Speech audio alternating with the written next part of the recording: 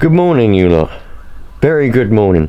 This is just a very quick video because I want to show you lot how to adjust the tick over on the Nitro engine. I've got two different engines I want to show you because sometimes different screws people seem to get confused. It's a very simple thing to do.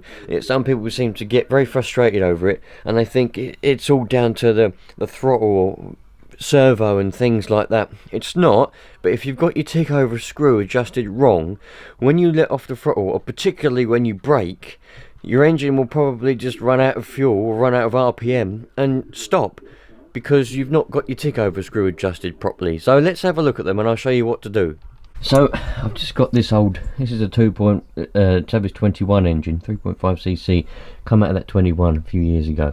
It's just been on the shelf right at the top for many years now, gathered some dust, but it is going to serve a good example because it's out of the car. So you see that little black screw just where my thumb is there, that little black screw pointing out with a spring on it. You must be able to see that there. My thumb is touching it. Okay, that's a tick over screw.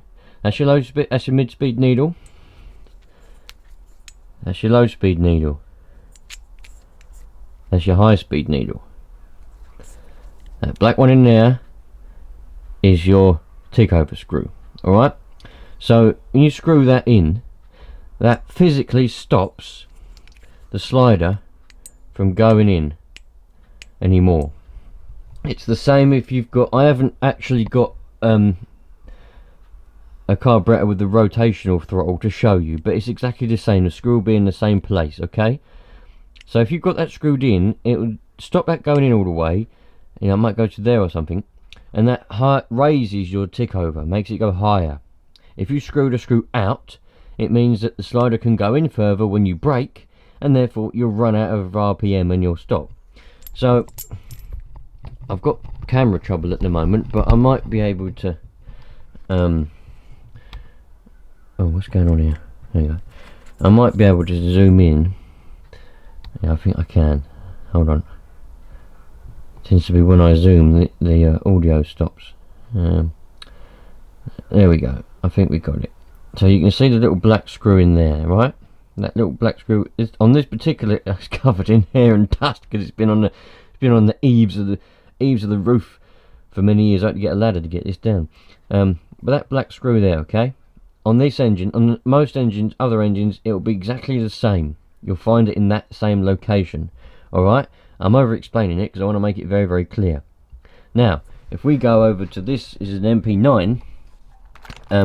Now you'll find if you was to look down there, oh, there's no screw. Where's the screw? Ah, it's because it's underneath there. Can you see it? There it is. Alright, that's your tick over screw. That's your high speed needle, that copper one with the pipe going into it. High speed needle,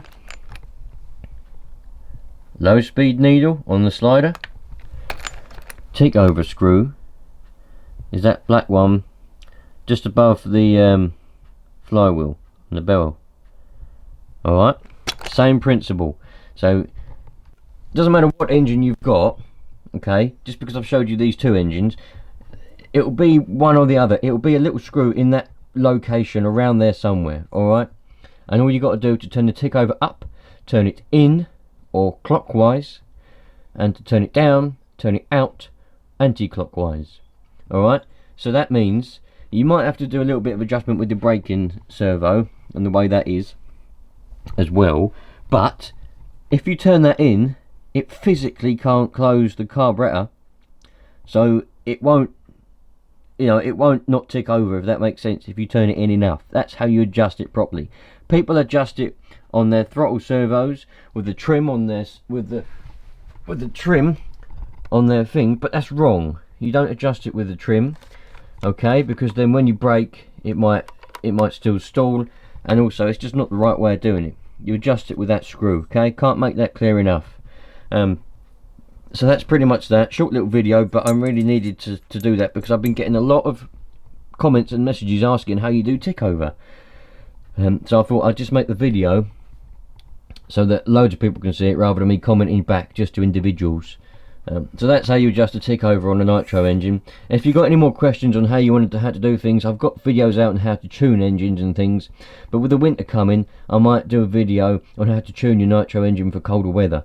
Because all these cars are all going to be out of tune for the weather, because I tuned them when it was hot, very hot, about 35 degrees Celsius. So anyway, thanks for watching, you lot. I hope that helped. As I said, if it didn't, or if you've got any more questions, just put in the comments. And if you want a video made, ask me to make a video, and I'll do that. So thanks for watching, take care. I'll see you on the next one then, dudes.